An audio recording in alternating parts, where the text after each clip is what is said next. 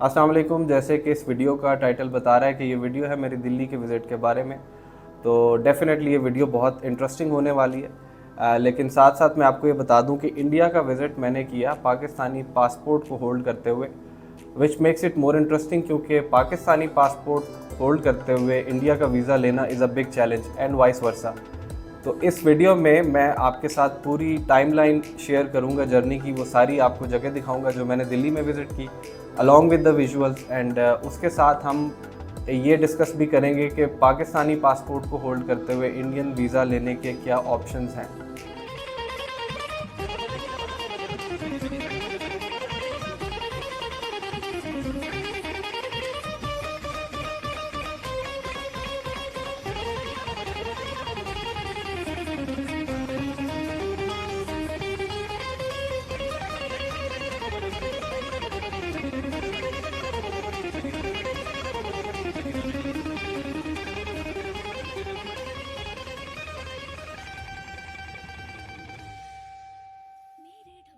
ना था कुछ तो खुदा था, कुछ न होता तो खुदा होता, और डुबोया मुझको होने ने, ना होता मैं तो क्या होता।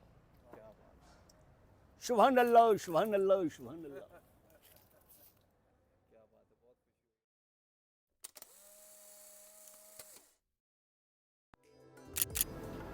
तो मेरी इस हिंदुस्तान यात्रा का आगाज़ पाकिस्तान के शहर लाहौर से ही होता है।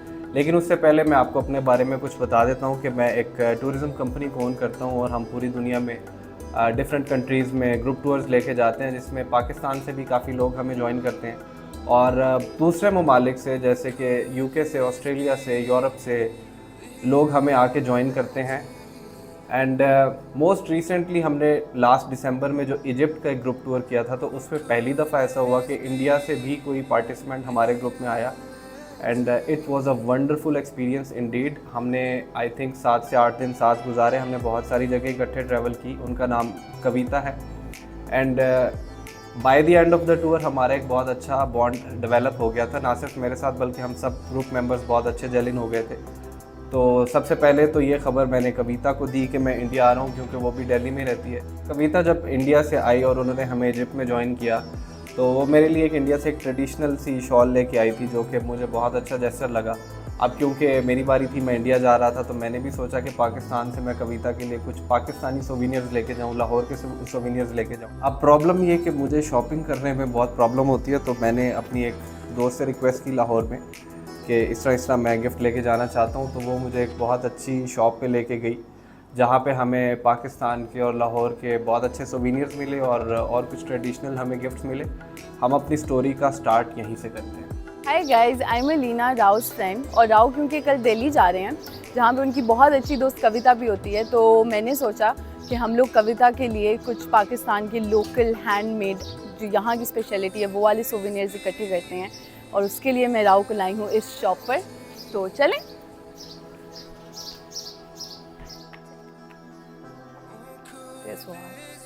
ये सेंटेड कैंडल है, बट इसका नाम है सोल ऑफ लाहौर। तो उसके अंदर इन्होंने वो वाली सेंट डालने की कोशिश की है जो आपको लाहौर से आनी चाहिए, आती है नहीं। और उसके अलावा इसके ऊपर पूरा लाहौर का मैप बना हुआ है। So even when she uses the candle she can still keep the glass as a souvenir.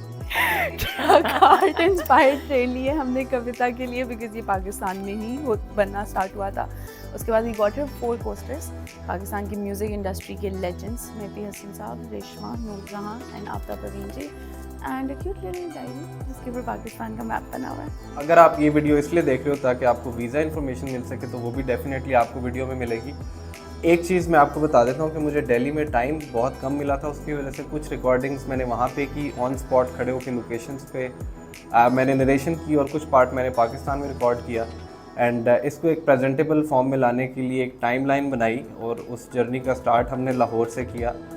तो लाहौर से वाघा बॉर्डर की तरफ चलते हैं कि जब हमने वाघा बॉर्डर क्रॉस किया, सबसे जो पहली चीज़ थी वो ये थी कि इंडियन इमिग्रेशन पे जो लोग हमें मिले और उन्होंने हमें ग्रीट किया, तो वो जिस हंसमुख अंदाज में हमसे बात कर रहे थे और हमसे हमारे बारे में पूछ रहे थे कि आप कौन से इलाके से आए हो, अच्छा वहाँ की क्या चीज़ मशहूर है, ये चीज़ बहुत सरप्राइजिंग थी मेरे लिए, क्योंकि हम दूसरे कंट्रीज़ में, इवन मुस्लिम कंट्रीज़ में भी ट्रैवल करते हैं, तो इमिग्रेशन के लोग जो है नॉर्मली यूजुअली बहुत ऑफिशियली आपके साथ बिहेव करते हैं या कोई बहुत ज़्यादा इनफॉर्मल होने की कोशिश नहीं करते। बोलते सारे बोलते भाई जी। ਅੱਛਾ ਜਿਹੜੇ ਗਾਂਵ ਦੂਰੋਂ ਆਉਂਦੇ ਉਹ ਥੋੜਾ ਬਹੁਤ ਫਰਕ ਹੈ ਉਹਨਾਂ ਦਾ। ਲੈਂਗੁਏਜ ਜਰਾ ਚੇਂਜ ਹੋ ਜਾਂਦੀ ਹੈ। ਹਾਂ। ਹੋਰ ਦੀ ਲੈਂਗੁਏਜ ਲਾ ਕੇ ਉਧਰ ਪਠਵਾਰ ਹੈ। ਜਿੱਦਾਂ ਨਾ ਆਪਣੀ ਪੰਜਾਬ ਦੀ ਆ ਥੋੜੀ ਪੰਜਾਬੀ ਆ ਗਾਂ ਤੁਰੇ ਜਾਵਾਂਗੇ ਲੁਧਿਆਣੇ ਨੂੰ ਤਾਂ ਬਦਲਦੀ ਜਾਂਦੀ ਬੋਲੀ ਸਹੀ ਗੱਲ। ਕੇਲੇ ਛੱਡ ਕੇ सत श्री अकाल। ਸਤਿ ਸ੍ਰੀ ਅਕਾਲ ਜੀ। तो ये मुझे एक चीज़ लगी कि इंडियन इमिग्रेशन पे और उनके वहाँ पे अंदर सेटअप में जितने भी लोग थे, उन सिक्योरिटी वाले लोग, आर्मी वाले, पुलिस वाले, वो हम लोगों के साथ बहुत बहुत ही फ्रैंक तरीके से हम लोगों के साथ गपशप कर रहे थे। ये एक अच्छा सरप्राइज़ था मेरे लिए। मुझे ये पता था कि इंडिया वाले लोग हमारे साथ अच्छा बर्ताव करेंगे, बट मैं ये उम्मीद नहीं कर रहा था कि इमिग्रेशन पे बॉर्डर क्रॉस करते साथ ही हम लोगों के साथ इस तरह का रवैया होगा। खैर, हमने वाघा बॉर्डर, अटारी बॉर्डर क्रॉस किया बाय रोड एंड हम बस में बैठ के सबसे पहले अमृतसर गए।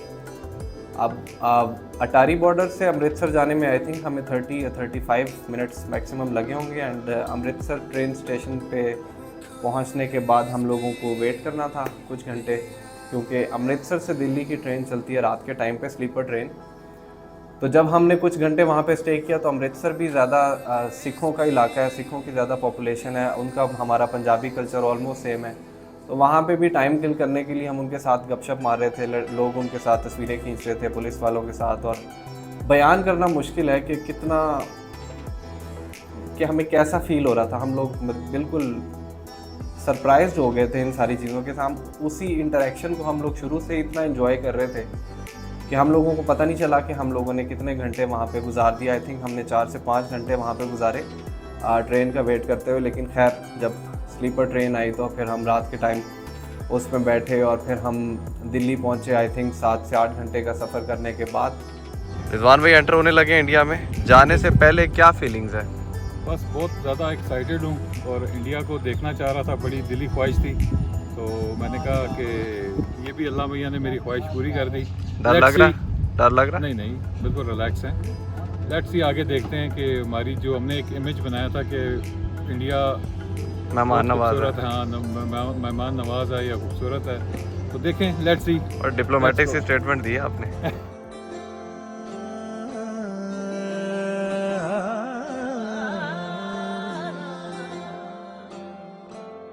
दिखाई देते हैं दूर तक अब भी साए कोई, मगर बुलाने से वक्त लौटे ना आए कोई।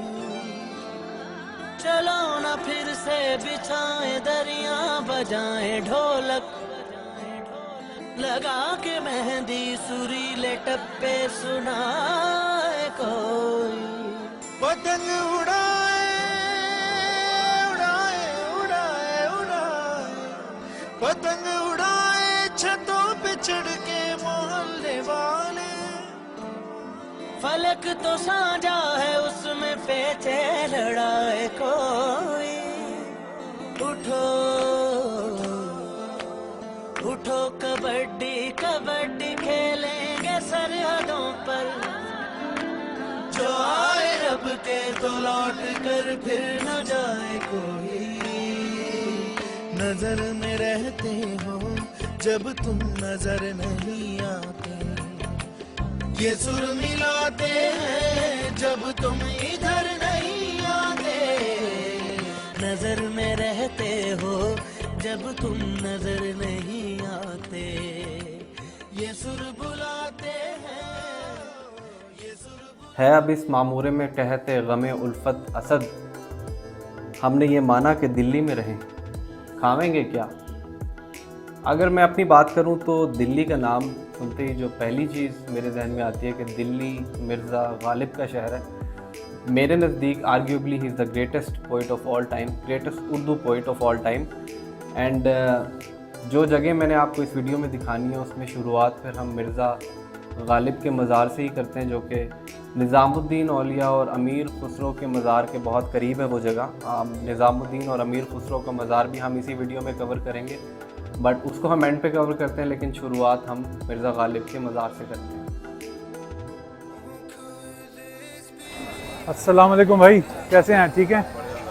ये गालिब का मज़ार कहाँ पर है? सीधे जाके कोई मुड़ना तो नहीं कहीं आगे? चलें, बहुत शुक्रिया आपका।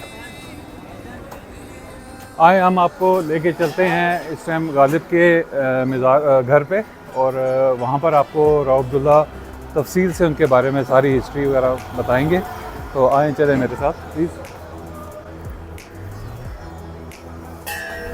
बाकी दाएं बाएं देख लें आप, ये खाने पीने की काफ़ी चीज़ें हैं, और मेरे ख्याल में ये हलीम बन रही है। हलीम, निहारी, ओए आई लव निहारी। निहारी निहारी मेरी कमज़ोरी है, और मैं और मैं बड़े स्पेशल में इंडिया आया हूँ निहारी के लिए, इंशाल्लाह।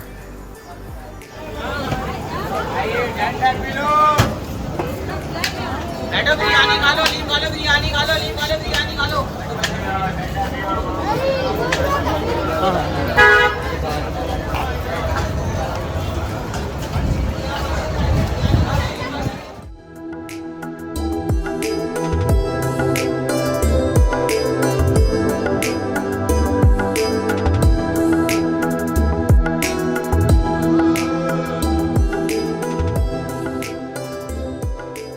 मेरे पीछे आपको छोटा सा जो मज़ार नज़र आ रहा है वो मिर्ज़ा गालिब साहब का मज़ार है, और किसी तारुफ़ के मोहताज नहीं है, बल्कि यहाँ पे उनका तारुफ़ कराना उनकी बेअदबी ही होगी।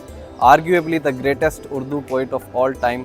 एंड इस मज़ार के पीछे इनकी अहलिया और इनके 7 बच्चों की भी कब्रें हैं, जो कि 12 साल के अरसे के अंदर ही इंतकाल कर गए थे सारे।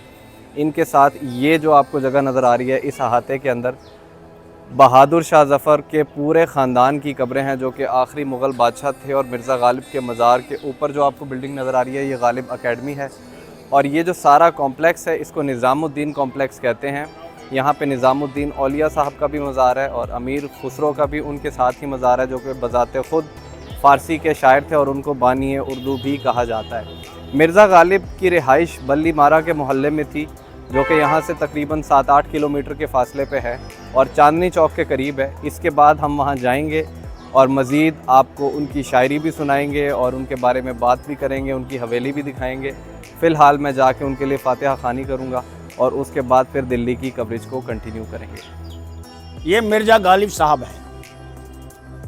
मिर्ज़ा गालिब साहब का जन्म आगरे में हुआ था 1797 ईस्वी में। 13 साल की उम्र में दिल्ली पहुंच गए, बल्ली महरान में रहने लगे। अब दिल्ली शहर इनके लिए बेहद पसंद था। 12 साल की लड़की के साथ पहला नंबर शादी कर दिया गया। उस लड़की का नाम था ये बख्श खान की बेटी उमराव बेगम। शादी होने के बाद से ये 7 बच्चे हुए थे, 6 लड़की और 1 लड़का। 12 साल के अंदर गुजर गए। ये बख्श खान जी हैं, ससुर जी घर जमाई बना के रखे थे। इन्हीं का प्रॉपर्टी था, जो कि निजामुद्दीन औलिया जी के वजह से सब परिवार को दफना दिया गया। ये सागर निजामी जी हैं। ये अलीगढ़ के रहने वाले थे, लखनऊ में प्रोफेसर थे। ये भी बहुत बड़ा शायर थे। 1984 में इनकी मृत्यु हुई थी। निजामी दी वो थे, और ये थे, इन्हीं का रिश्तेदार था। इसके वजह से इनको भी यहाँ स्थान मिला है। अब गालिब साहब मरने से पहले एक शायर वहां लिखा हुआ है, ना था कुछ तो खुदा था, कुछ ना होता तो खुदा होता, डुबोया मुझको होने ने, ना होता मैं तो क्या होता। फिर 1869 में अपने भी चल बसे 72 साल की उम्र में। यही हमारी सेवा है।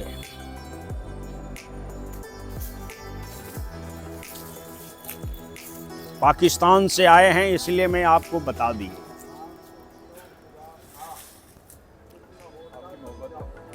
न था कुछ तो खुदा था, कुछ ना होता तो खुदा होता, डुबोया मुझको होने ने, न होता मैं तो क्या होता। हुआ जब गम से यूं बेहिस, तो गम क्या सर के कटने का, न होता गर जुदा तन से, तो जानों पर धरा होता। हुई मुद्दत के मर गया गालिब, पर याद आता है वो हर एक बात पे कहना कि यूं होता तो क्या होता। को चाहिए एक उम्र असर होने तक, कौन जीता है तेरी जुल्फ के सर होने तक आह को चाहे।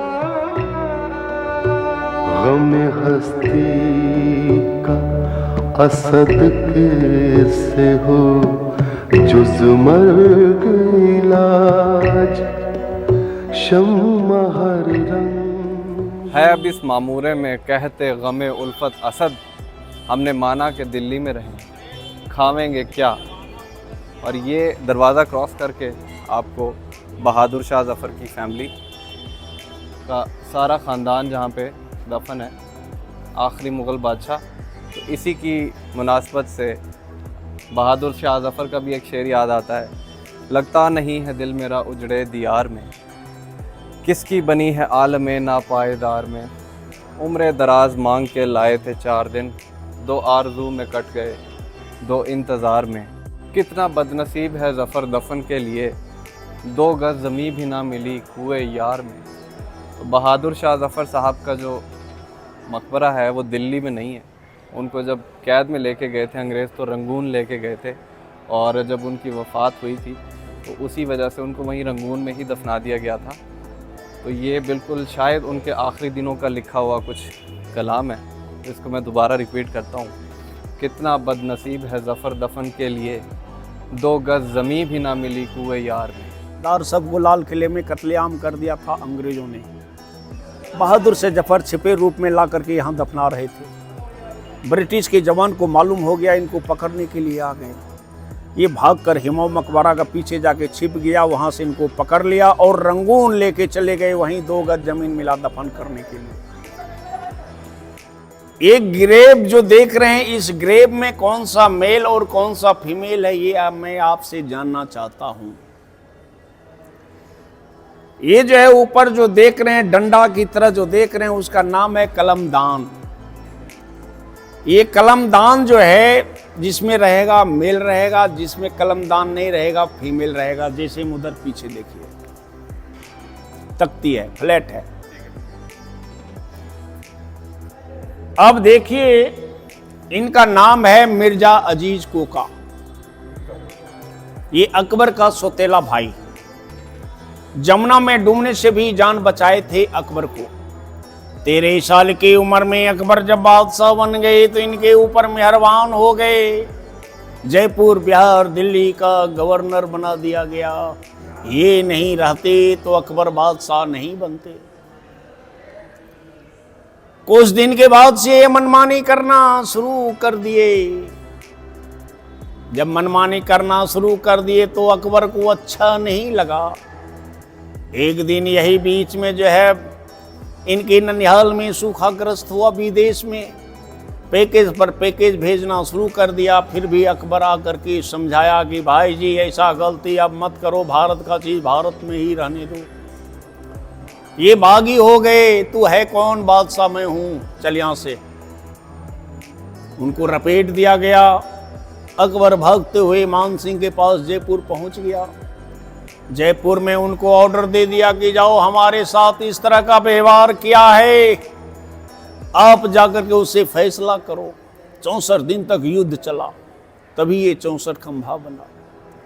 64 दिन के अंदर ये ससुर जी काटे गए, 6 लड़के, 1 लड़कियां उस कोने में, 1 वाइफ, सबको कत्लेआम कर दिया गया।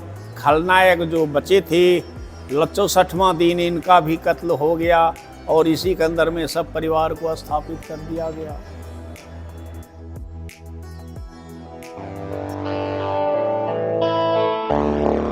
इटली है मेरे यार, बस इश्क मोहब्बत प्यार।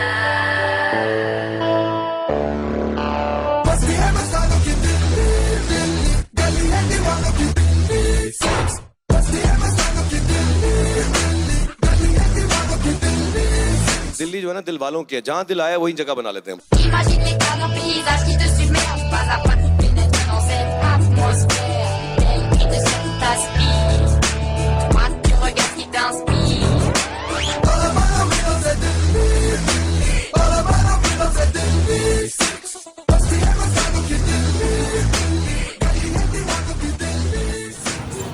ये रास्ता जा रहा है बल्ली मारा की तरफ और अब हम जाएंगे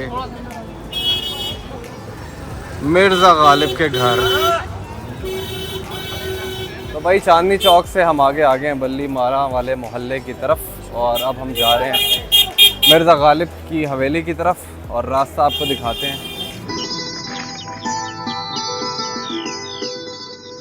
वफा कैसी कहाँ का इश्क, जब सर फोड़ना ठहरा तो फिर ऐ संगदिल तेरा ही संगे आस्तां क्यों।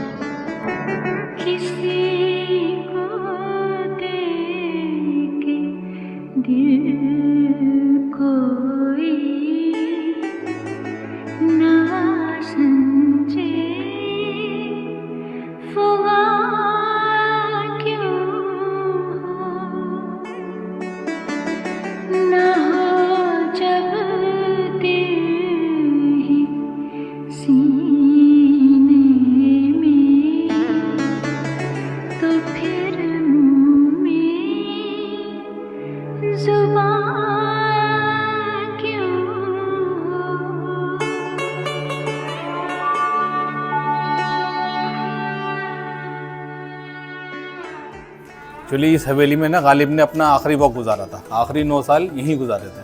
1860 से लेके 1869 तक गालिब यहीं रहे, यहीं उनकी डेथ हुई। निज़ामुद्दीन में उनका मज़ार है। लेकिन उसके बाद 47 में जब मुल्क आज़ाद हुआ तो बंटवारे के टाइम दिल्ली में बड़ी बड़ी हवेलियाँ खाली हो गई, तो यहाँ पे भी सब ये कारखाने खुल गए थे। ये हीटर की फैक्ट्री है, जहाँ आप खड़े हैं लकड़ी की टाल और कोयले का काम हुआ करता था। उसके बाद फिर 1988 में गुलजार साहब ने एक सीरियल बनाया मिर्ज़ा गालिब, नसीरुद्दीन शाह को लेके। उसके बाद फिर 1996 में गुलजार साहब ने सरकार के साथ मिलकर इसको खाली कराया। तो ये सिर्फ 2 हिस्से खाली हुए। 2 हिस्सों का मतलब है हवेली का सिर्फ 25% हिस्सा है जो आप लोगों के देखने के लिए रिजर्व करा गवर्नमेंट ने। और इस जगह को भी खाली कराने का मकसद ये था कि यहाँ जो गालिब ने वक्त गुजारा वो बहुत परेशानी वाला वक्त था, क्योंकि 7 बच्चे होके गुजर गए थे, बल्कि 8 बच्चे कह सकते हैं। भाई का बच्चा लेके पाला था, वो भी गुजर गया था।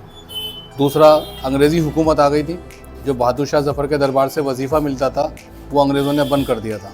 फिर उम्र का आखिरी हिस्सा था, बीमार रहना था, वो वक्त यहाँ गुजारा है, इसीलिए इसको रिज़र्व करा है। वरना तो गालिब की सारी उम्र दिल्ली में ही गुजरी है। यह आगरा का मकान है, जहाँ 27 दिसंबर 1797 को पैदा हुए। महज 13 साल की उम्र में दिल्ली में यहाँ शादी हो गई थी। ये वो हवेली है, इसी इलाके में हुआ करती थी हवेली।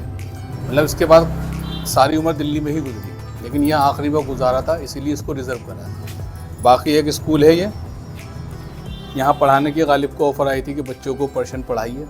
गए पालकी में बैठकर, अंदर पैगाम पहुँचाया कि भाई हम आए, हमें रिसीव करने आओ।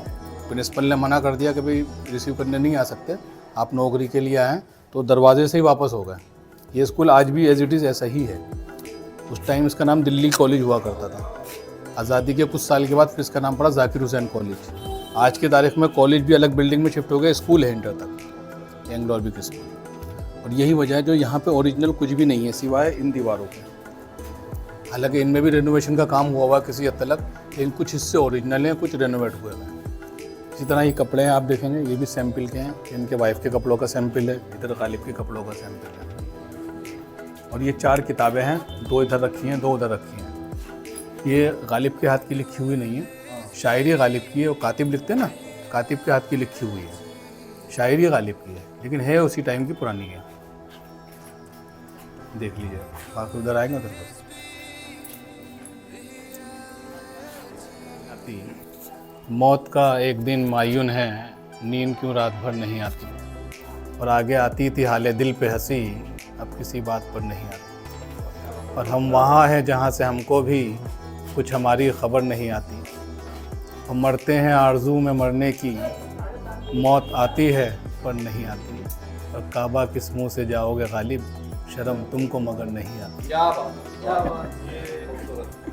इसी किताब में लिखा है। हाँ, ये लिखा हुआ ना, इस किताब में लिखा हुआ ना, ये पढ़िए आप। ये कातिब का लिखा हुआ, गालिब के हाथ का नहीं है। ऐसी उस किताब में लिखी है, उनके हाथ का नहीं, यहाँ नहीं है। हुआ तो आर्कोलॉजी वालों के पास होगा, या फिर जो गालिब अकेडमी निज़ामुद्दीन में ना वहाँ होगा।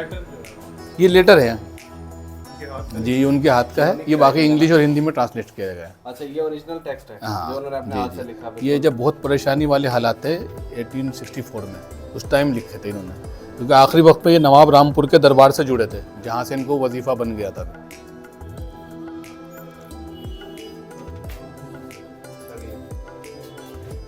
बच्चों को भी खाली कराने का मकसद 25% प्रॉपर्टी है गालिब के हाउस की, बाकी जो 75% डील किया हुआ है वहाँ पे कुछ एक्टिविटी नहीं वो नए अपने घर बन गए हैं, यहाँ बराबर में होटल है, ऐसे हो गया। कमर्शियल प्रॉपर्टी जी कमर्शियल हो गया, ये भी कमर्शियल हो गई थी, पता ना कारखाना। गवर्नमेंट ने सेल की है सर। हाँ नहीं इंडियन गवर्नमेंट ने जिसकी थी, गालिब का तो अपना मकान था नहीं है, गालिब का तो अपना मकान कहीं भी नहीं था। अभी किसके मिल्कियत है? ये अब तो सरकार के अंडर में है। 25%। हाँ 25% जी दिल्ली सरकार के अंडर है। तो इसकी कोई एंट्री फीस वगैरह नहीं कुछ नहीं है, कुछ नहीं है, फ्री है वो। आप यहाँ के केयर जी जी जी जी मेरा गुलाम मुस्तफ़ा। अब जैसे आप ये हिस्सा देख रहे हैं ना ऊपर का, ये बिल्कुल ओरिजिनल है। ये 200, 250, 300 साल पहले जब भी बनी होगी, इसमें कोई टचिंग नहीं हुई। जैसे नीचे की दीवारों में तो रेनोवेशन हुआ थोड़ा सा। जी जी ये गालिब की अपनी नहीं थी, ये तो हकीम जी की हवेली थी, उन्होंने रहने के लिए गालिब को दी थी। गालिब का तो अपना मकान कहीं भी नहीं था। आगरा में हो सकता है जहाँ पैदा हुआ, बल्कि वो भी नहीं था, वो भी ननिहाल बता देगा, ननिहाल हुआ करता जहाँ ये पैदा हुए थे। महज 11 साल की उम्र में दिल्ली आ गए थे, 13 साल की उम्र में शादी हो गई थी यहाँ पर, वो भी इसी इलाके में हुई थी आगे जाके। ये इनका मज़ार का फ़ोटो निज़ामुद्दीन में आप देख कर आए मज़ार, ये फैमिली ट्री इनकी शजरा नस्ल नहीं। जी जी जी जी जी अब तो बहुत साफ़ है थोड़ा सा, वरना पीछे तो बहुत हालत ख़राब थी उसकी। ये तो जब शीला दीक्षित जी एक चीफ मिनिस्टर बनी दिल्ली की, तो उनको भी शायरी का शौक था, तो उन्होंने बहुत काम करा इसके लिए। ये खाली भी उसी वक्त टाइम हुआ जी। ये था जी शॉर्ट सा टूर गालिब की हवेली, जैसे वो बता रहे कि एक प्राइवेट प्रॉपर्टी, और उसका 75% जो पोर्शन है वो सेल हो चुका है। 25% जो रिमेनिंग पार्ट है उसके अंदर इन्होंने गवर्नमेंट ने इसको लेके और इसको प्रिजर्व किया हुआ है, और ज़्यादातर पोर्शन इसका भी रेनोवेटेड है। बहुत छोटा सा पार्ट है जो कि इन्होंने बिल्कुल एक्चुअल शक्ल में रखा है, और उसको रेनोवेशन की ज़रूरत नहीं पड़ी। तो ये भाई अतल भाई हैं, हमारे पीछे सिंगर हैं, ये गालिब का नाम सुन के थोड़ा जज्बाती हो जाते हैं। अच्छा, गालिब का जो घर है दिल्ली में, ये अंदरून दिल्ली बल्ली मारा मोहल्ला है, और इसका रास्ता मैं आपको दिखाता हूँ कि किस तरह का है। आते हुए मैंने दिखाया भी था आपको, बहुत तंग सी गलियाँ, और उसके अंदर ये अचानक से ऐसे उसकी एंट्रेंस आती है ऐसे। तो बड़ा अफसोस भी हुआ, बड़ी खुशी भी हुई आने की। खुशी इसलिए हुई कि देरीना ख्वाहिश थी, और मज़ीद जानने की चाहत और ख्वाहिश हमेशा इंसान के दिल में रहती है देखने की, लेकिन ये जिस हालत में है देख के काफ़ी यकीनन अफसोस की बात है। तो ये है जनाब वो हवेली जहाँ मिर्ज़ा गालिब ने अपना आखिरी वक्त गुजारा। तो आ जाएँ, अब आपको चांदनी चौक की तरफ लेके चलते हैं। बल्ली मारा से बाहर निकलेंगे तो चांदनी चौक के बाज़ार आएंगे, जहाँ पे बहुत मशहूर और अच्छी साड़ियाँ मिलती हैं, हल्दीराम की मिठाइयाँ मिलती हैं, और वो सारी चीज़ों का मैं आपको वॉकिंग टूर देता हूँ। आइए मेरे साथ। ये भाई निकल आए हम बल्ली मारा से तकरीबन, और हम ऑलमोस्ट चांदनी चौक पे एंटर हो चुके हैं। वैसे चांदनी चौक मैंने सुना था, मैं एक्सपेक्ट कर रहा था कि पाकिस्तान में पिंडी में कोई राजा बाज़ार या सदर टाइप का पुराना बाज़ार होगा। इनके दुकानों के स्ट्रक्चर्स तो वैसे ही पुराने हैं, लेकिन इन्होंने यहाँ पे काफ़ी इम्प्रूवमेंट की है। रोड्स का बहुत अच्छा काम हुआ हुआ है, और सफाई सुथराई भी है, बीच में डिवाइडर्स लगे हुए हैं, जंगले लगाए हैं, साइकिल रिक्शे हैं गवर्नमेंट की तरफ से। ये देख लो आप, जैसे डिवाइडर्स आपको नज़र आ रहे हैं, साफ़ सुथरे रोड हैं। So this is not what I was expecting, लेकिन वेरी गुड, वेरी इम्प्रेसिव।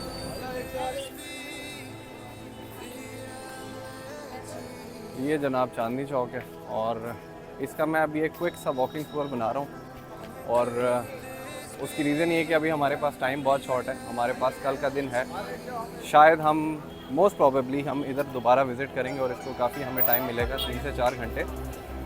फिर हम आपको हल्दीराम की मिठाइयाँ भी दिखाएंगे, और साड़ियों की दुकानें भी विज़िट कराएंगे, एंड कोशिश करेंगे कि ज़्यादा डिटेल में आपको चीज़ें दिखा सकें। सिर्फ फ़िलहाल मैं आपको एक शॉर्ट सा टूर दे रहा हूँ। और ये हमारे दोस्त कानून की खिलाफ वर्जी करते हुए अभी से शॉपिंग करना शुरू हो गए हैं।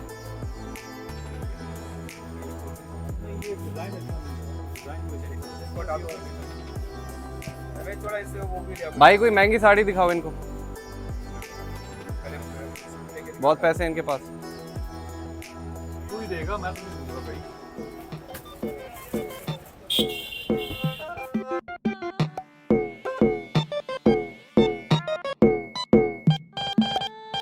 आई हो कहाँ से से गोरी आंखों में प्यार लेके आई हो कहाँ से गोरी आंखों में प्यार लेके दिल्ली शहर का सारा मीना बाजार लेके झुमका बरेली वाला कानों में ऐसा डाला झुमके ने ले ली मेरी जान हाय रे मैं तेरी कुर्बान गजरा मोहब्बत वाला अखियों में ऐसा डाला गजरे ने ले ली मेरी जान हाय रे मैं तेरी कुर्बान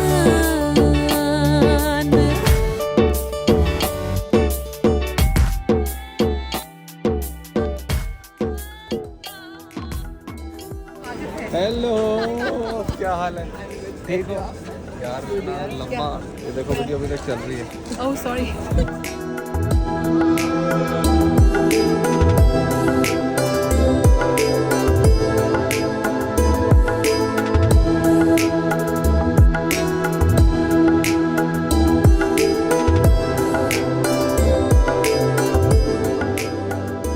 दिल्ली के कुतुब मीनार की हिस्ट्री को ब्रीफली डिस्कस करेंगे। लेट 12th सेंचुरी में जो हिंदुस्तान पे रूलर था वो एक राजपूत हिंदू रूलर था जिसका नाम था पृथ्वीराज चौहान, और उस वक्त अफ़गानिस्तान पे जो हुकूमत थी वो थी शहाबुद्दीन मोहम्मद गौरी की। शहाबुद्दीन का एक ग़ुलाम था जिसका नाम कुतुबुद्दीन ऐबक था, और फिर लेटर ऑन वो उनकी फ़ौज का जनरल बन गया था। तो जब अफ़गानिस्तान से इंडिया पे अटैक हुआ तो पहला बैटल पृथ्वीराज ने गौरी को हराया, और जो दूसरा बैटल हुआ वो गौरी ने पृथ्वीराज को हराया, और उस जंग की क़यादत, उस फ़ौज की क़यादत कुतुबुद्दीन ऐबक कर रहा था। अब क्योंकि उनका ताल्लुक़ अफ़गानिस्तान से था तो उनका एक कल्चर का हिस्सा है कि जब भी कोई जंग जीतते हैं तो उसके बाद वो एक विक्ट्री मोनूमेंट बनाते हैं। तो ये जो कुतुब मीनार है कुतुबुद्दीन ऐबक के नाम पे एक विक्ट्री मोनूमेंट बनाया गया। इसका आर्किटेक्चर बिल्कुल समरकंद बुखारा जो कि उज़्बेकिस्तान में है मॉडर्न डे, और अफ़गानिस्तान के अंदर कुछ टावर्स हैं जो बिल्कुल आपको आर्किटेक्चर, मुस्लिम आर्किटेक्चर बिल्कुल सेम और सिमिलर लगेगा। तो इस तरह कुतुबुद्दीन ऐबक जो है वो हिंदुस्तान का पहला मुसलमान रूलर है, और इस टावर के साथ, इस मीनार के साथ कुछ कंट्रोवर्सीज़ भी एसोसिएटेड हैं। जो मैंने आपको थ्योरी बताई कि ये एक विक्ट्री मोनूमेंट है, ये सबसे ज़्यादा माने जाने वाली थ्योरी है। इसके अलावा कुछ थ्योरीज़ हैं, जैसे वो लोग कहते हैं कि ये एक अज़ान देने के लिए टावर बनाया गया था, लेकिन इसकी जितनी हाइट है इट्स नॉट पॉसिबल कि वो अज़ान देने के लिए ये टावर इतनी हाइट का बनाया गया हो। एक और थ्योरी ये है कि ये एस्ट्रोलॉजी टावर था। ये भी ज़्यादा माने जाने वाली थ्योरी नहीं है, लेकिन इसको लेके एक जो कंट्रोवर्सी है वो ये कि एक कोर्ट में अपील दायर हुई थी कि कुतुबुद्दीन ऐबक ने जो कुतुब मीनार बनाया, जिस जगह पे बनाया वहाँ पे 27 हिंदू और जैन मंदिर थे, जिनको तोड़ के इस जगह पे कुतुब मीनार बनाया गया। और आर्कियोलॉजिकल एविडेंस जो है वो ये बिल्कुल इस चीज़ को बैक करता है कि बिल्कुल यहाँ पे ये टेम्पल्स थे। लेकिन ये अपील खैर मुस्तरद हो गई थी, और फिर आगे कुतुबुद्दीन के बाद उनका जो सक्सेसर था वो इल्तुतमिश था, उसका भी यहीं पे मज़ार है। और इसी लड़ी में आगे जब अलाउद्दीन खिलजी जो एक मशहूर बादशाह है, जो एक बॉलीवुड मूवी भी बनी थी पद्मावत, उसमें रणवीर सिंह ने उसका रोल प्ले किया था, तो अलाउद्दीन खिलजी ने कुतुब मीनार के बिल्कुल करीब या उसके ऑपोजिट इसी तरह का और उससे बड़ा और उससे शाहाना मोनूमेंट बनाना चाहा था, ताकि लोग उसको उसकी वजह से याद रखें। तो उसकी कंस्ट्रक्शन स्टार्ट हुई, और उसकी पहली स्टोरी ही कंप्लीट हुई थी कि वो उसकी वफ़ात हो गई और वो कंप्लीट नहीं हो सका। लेकिन उसके रूइंस आपको देखने को मिलेंगे जो इस वक्त आप अपनी स्क्रीन पे देख रहे हो। अब इसमें मैं एक इंटरेस्टिंग इन्फॉर्मेशन आपके लिए ऐड करता हूँ कि इंडिया ने जब अपना मिसाइल बनाया था तो उसका नाम पृथ्वी रखा गया था, और वो पृथ्वीराज चौहान की वजह से रखा गया था। और पाकिस्तान ने जब अपना मिसाइल बनाया तो वो उसी जंग की वजह से उसका नाम गौरी रखा गया था, क्योंकि पृथ्वी और गौरी की जो 2 जंगें हुई थी, पहला बैटल जब पृथ्वी जीता था तो दूसरा बैटल गौरी ने पृथ्वी को हराया था और एक पहली मुसलमान हुकूमत हिंदुस्तान में कायम की थी। तो ये मेरे लिए एक बहुत इंटरेस्टिंग चीज़ है, शायद आपके नॉलेज में भी ये चीज़ ना हो।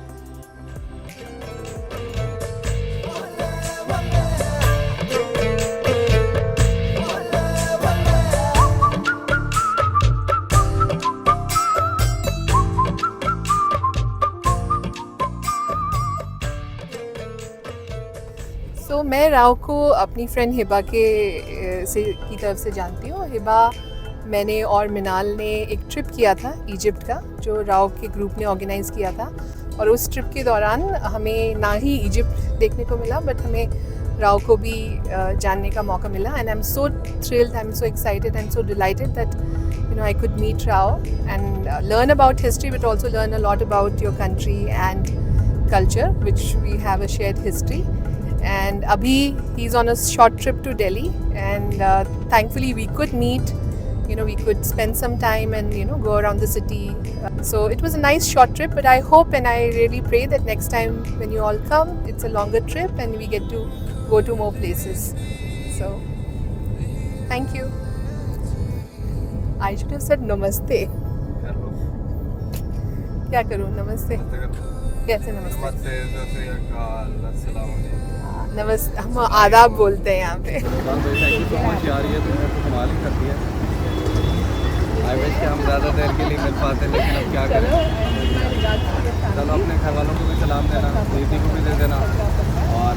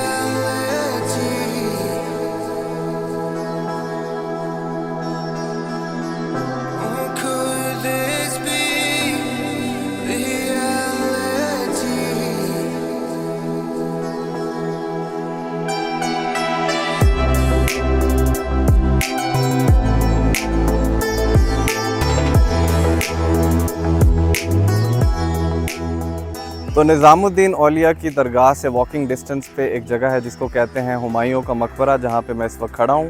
और उसकी हिस्ट्री मैं आपको बताना चाहता हूँ, लेकिन यहाँ पे कुछ लोग हैं जो मुझे तंग करने के लिए बिल्कुल तैयार खड़े हैं।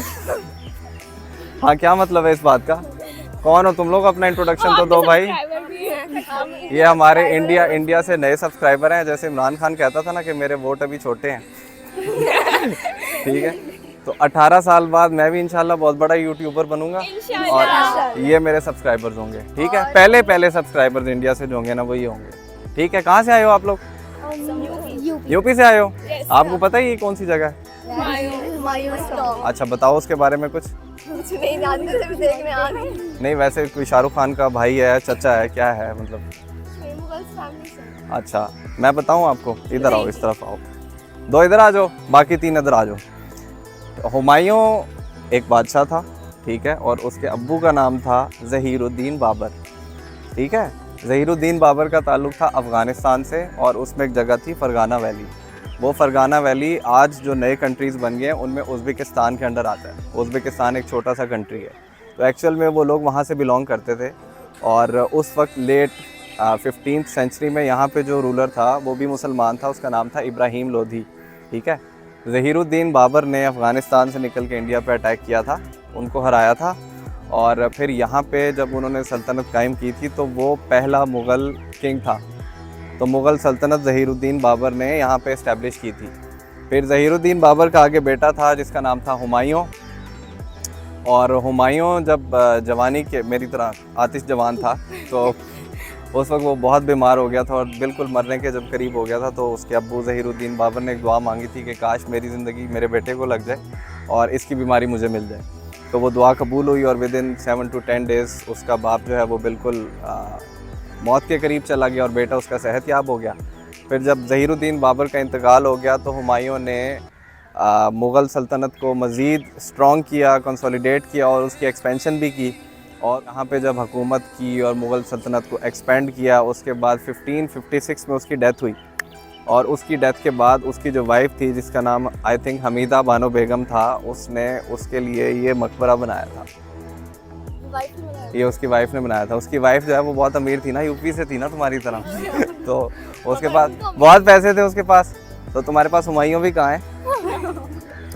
एक दिन होएगा। तो अच्छा एक और बात, तुमने जोधा अकबर मूवी देखी है? इंडियन मूवी, ऋतिक रोशन वाली जोधा अकबर मूवी देखी है? उसमें जो अकबर बादशाह है वो हुमायूं का बेटा है। कहाँ है? हिस्ट्री तो सेम है। ये तो है। अच्छा चलो एक बात बताओ, अभी तो गर्मी बहुत ज़्यादा और ये ज़्यादा तंग नहीं करेंगे। पाकिस्तान में जो लोग इस वक्त तुम्हें देख रहे हैं, ठीक है, उनको क्या बोलोगे?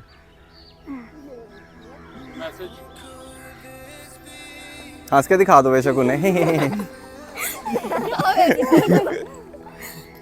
नहीं, कोई मैसेज दे दो तुम। हाँ वो तो भूल गए ना हम। Pakistan peoples we love you a lot और इतना अच्छा होता हम सब फिर साथ हो जाए और इंडिया पाकिस्तान को एक करवाइए ना आप। मैं कैसे कराऊं? मुझे तो तुम लोग वीज़ा इतनी मुश्किल से देते हो। और इनको सब्सक्राइब कीजिए। हाँ ये काम की बात की है लड़की ने, ठीक है। देखो हमारे कैमरामैन को चक्कर आ रहे हैं धूप में।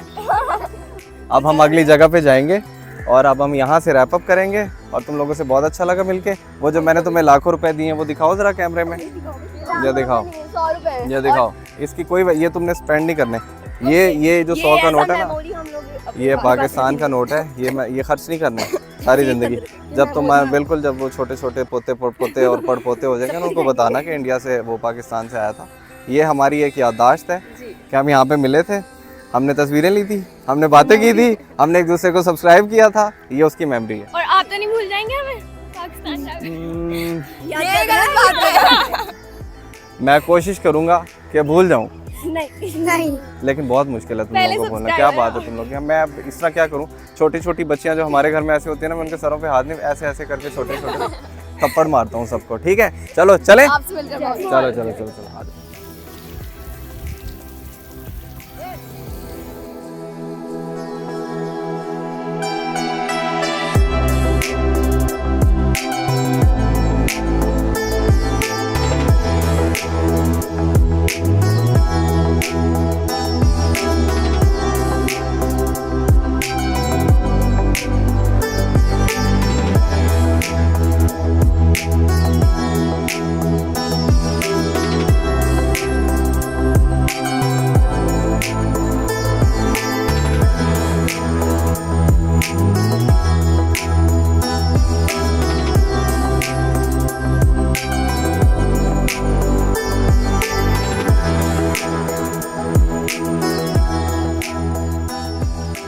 ज़हीरुद्दीन बाबर के बारे में एडिशनल इन्फॉर्मेशन आपको दे देता हूँ कि ज़हीरुद्दीन बाबर का ताल्लुक़ अमीर तैमूर और चंगेज़ ख़ान की नस्ल में से था।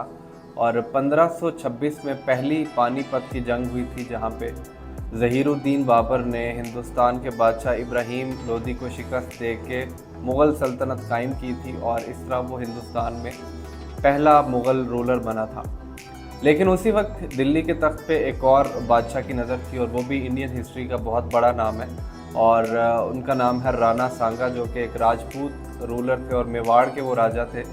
एक बॉलीवुड मूवी आई थी रणवीर सिंह की पद्मावत के नाम से, उसमें चित्तौड़गढ़ का फोर्ट दिखाया गया। तो चित्तौड़गढ़ और मेवाड़ वही रीजन है जहाँ का राणा सांगा रूलर था। राणा सांगा ने 1 लाख की फ़ौज लेके हमला किया ज़हीरुद्दीन बाबर पे और ज़हीरुद्दीन बाबर के पास उस वक्त सिर्फ 10,000 की फ़ौज थी, लेकिन टेक्नोलॉजिकली वो लोग ज़्यादा एडवांस थे और उन्होंने गन पाउडर और छोटे कैनन्स का इस्तेमाल करके राणा सांगा की 1 लाख की फ़ौज को शिकस्त दी और ऐसे मुग़ल सल्तनत को हिंदुस्तान में कंसोलिडेट किया गया और आगे फिर उसकी बागडोर संभाली ज़हीरुद्दीन बाबर के बेटे हुमायूं ने, जिसके मकबरे का आपने अभी एक विजुअल टूर लिया है।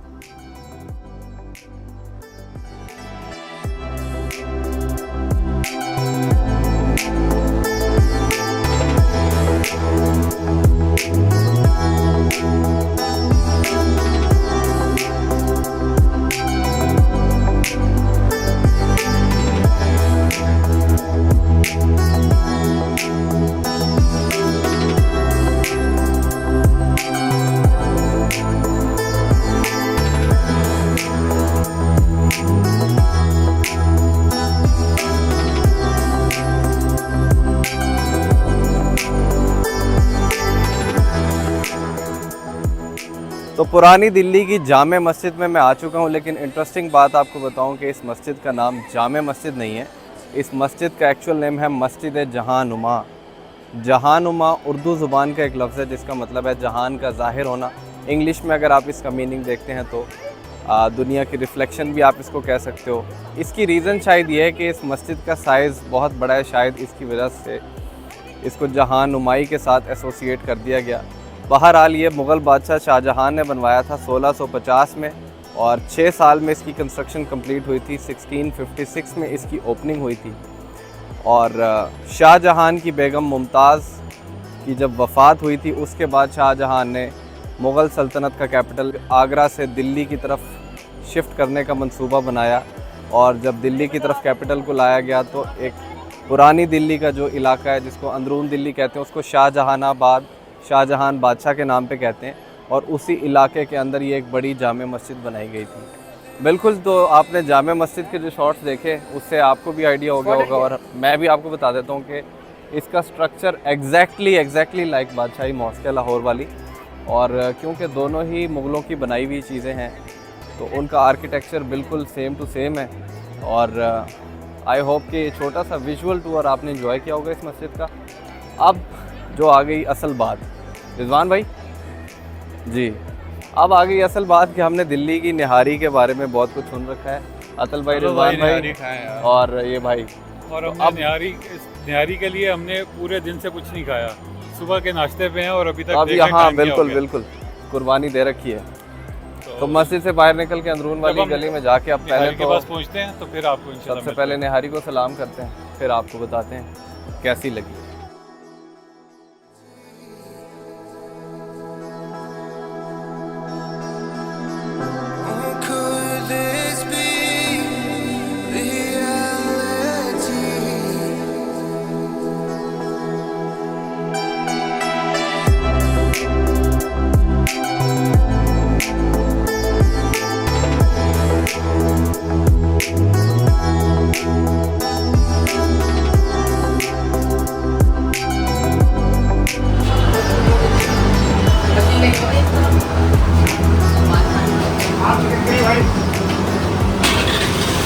क्या हाल है भाई?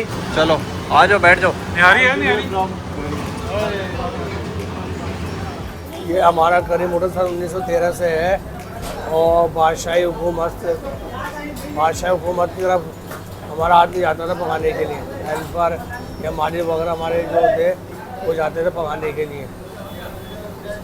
और कौरमा स्टू है, भेजा है, कलेजी खुर्दा है, नारी है और आपका कीमा है।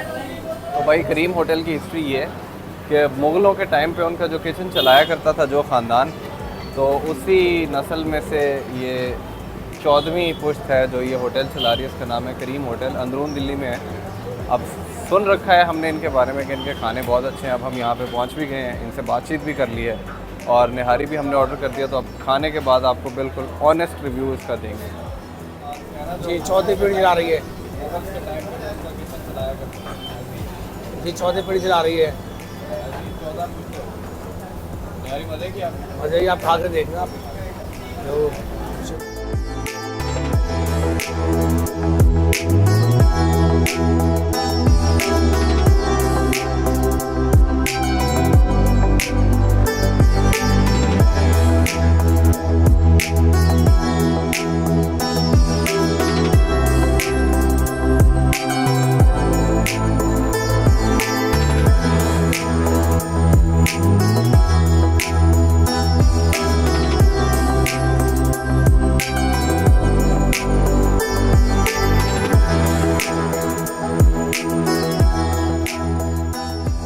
तो भाई निहारी की रेटिंग का टाइम आ गया। अभी आपके सामने करीम होटल की निहारी हमने चेक कर ली।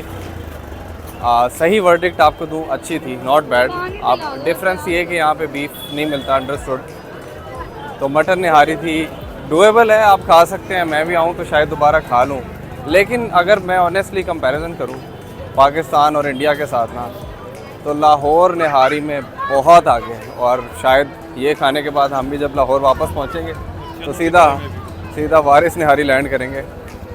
और चने, आप चनों को भी इस लिस्ट में डाल लें, छोले भटूरे हमने यहाँ पे खाए और काफ़ी जगहों के खाए, और फूड में ना बिल्कुल लाहौर बिल्कुल बहुत आगे, नो डाउट अबाउट इट। अब दिल्ली में शॉपिंग की बात आ गई ना, तो पहले भी मैंने शॉर्ट्स डाले थे चांदनी चौक के। अब यहाँ पे एक और बाज़ार भी है जिसको सरोजनी मार्केट कहते हैं, वहाँ से भी आपको बनारसी और हर तरह की साड़ियाँ मिल जाती हैं। लेकिन अगर मैं आपको बताऊँ, अगर आपने लाइफ देखनी है ना, सही जो एक दिल होता है एक शहर का, ये है जामे मस्जिद वाला इलाका। जामे मस्जिद के बिल्कुल साथ ही चांदनी चौक, वली मारा का मोहल्ला, लाल किला, ये जो इलाका है ना, इस इलाके में सारी दिल्ली की जान है। और ऑनेस्टली बताऊं तो सरोजनी बाज़ार से बेहतर साड़ियाँ थोड़ी सी शायद आपको महंगी मिले, सस्ती भी मिल जाएंगी, लेकिन बेहतर साड़ियाँ, बेहतर लहंगे और सारे जो आपने चीज़ें लेनी है वो आपको ईज़िली यहाँ से मिल जाएंगी। तो दिल्ली में मैंने इन जगहों के अलावा भी काफ़ी जगह विज़िट की, लेकिन साथ साथ आपको वीज़ा प्रोसेस के बारे में भी बता देता हूँ और अपनी जर्नी के बारे में भी बता देता हूँ कि मैं किस वीज़ा टाइप पे गया था। सबसे जो कॉमन वीज़ा टाइप है वो है इनविटेशन बेस्ड वीज़ा। इसका मतलब ये है कि अगर आपका लेट्स से कि आप पाकिस्तानी हो एंड आपके कोई रिश्तेदार इंडिया में हैं, अगर रिश्तेदार नहीं हैं तो आपके कोई दोस्त हैं इंडिया में जो आपको एक इनविटेशन लेटर भेज सकें। जैसे फॉर एग्ज़ाम्पल अगर पाकिस्तान से कोई इनविटेशन लेटर भेजता है तो वो स्टाम्प पेपर के ऊपर सारी डिटेल्स, अपने घर का एड्रेस और सारी चीज़ें लिख के देता है, यानी कि जिस बंदे को वो इनवाइट कर रहा है उसकी वो फुल रिस्पॉन्सिबिलिटी लेता है कि भाई वो इस एड्रेस पे मेरे पास रहेगा, वो किसी गैर कानूनी काम में मुलव्वस नहीं होगा, और उसकी सारी रिस्पॉन्सिबिलिटी मैं लेता हूँ। एंड फिर वो एक वेरिफिकेशन प्रोसेस के थ्रू गुजरता है और उसके बाद डिसीजन होता है कि वीज़ा ग्रांट किया जाएगा कि नहीं किया जाएगा। तो जो सबसे कॉमन वीज़ा टाइप है वो इनविटेशन बेस्ड वीज़ा है। वो आप मंगवा सकते हो अपने किसी भी रिलेटिव से, किसी भी दोस्त से इनविटेशन मंगवा के आप एक स्टैंडर्ड तरीके से एम्बेसी में अपना वीज़ा अप्लाई कर सकते हो। दूसरा वीज़ा बिज़नेस टाइप कैटेगरी में आता है, लेकिन बिज़नेस वीज़ा आई थिंक के दोनों कंट्रीज़ के डिप्लोमेटिक रिलेशंस क्योंकि काफ़ी सालों से इतने अच्छे नहीं हैं, तो बिज़नेस वीज़ाज़ आई थिंक के शायद वो आजकल बंद हैं।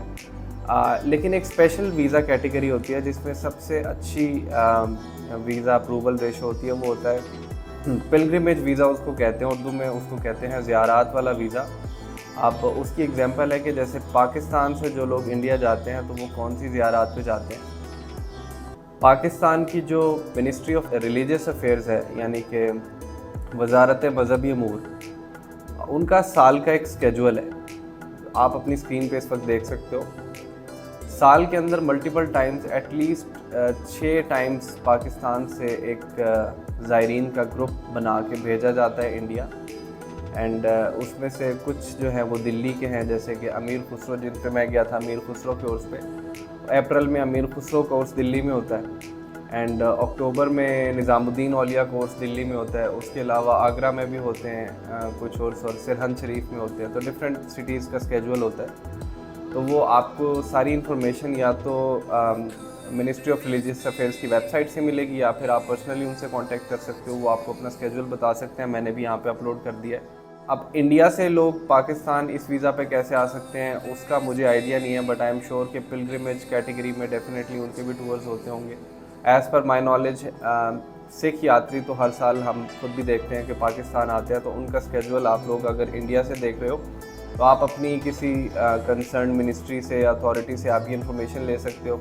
सिमिलरली काफ़ी हिंदू साइट्स हैं पाकिस्तान के अंदर, जैसे कटास राज टेम्पल्स हैं इस्लामाबाद के पास, उसकी भी मैंने वीडियो बनाई थी। उसके अलावा सिंध के अंदर बहुत सारी हिंदू साइट्स हैं, तो उनका भी यकीनन एक स्केजुअल होगा। आप उनके थ्रू अप्लाई करके आप पाकिस्तान से इंडिया जा सकते हैं और इंडिया से पाकिस्तान आ सकते हैं।